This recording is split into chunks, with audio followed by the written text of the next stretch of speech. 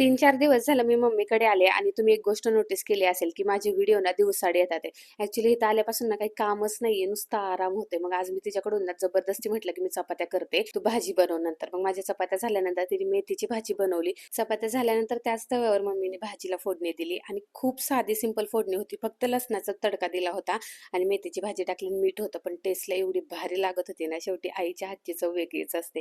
त्यानंतर जेवण केलं आणि ती माझा ब्लाऊज शिवत बसली होती. कारण मी इकडे येत असते ना, तेव्हा मी ब्लाऊज साठवून ठेवते. दुसरीकडे कुठे शिवत नाही आणि इकडे आल्यानंतर तिला हे काम लागतं माझे ब्लाऊज शिवायचे. ते तिकडे तिचं काम करत होते. तोपर्यंत म्हटलं स्किन केअर करून घ्यावं. कारण बरेच दिवस झाले टॅन झालंय चेहऱ्यावरती आणि काहीच केलं नव्हतं.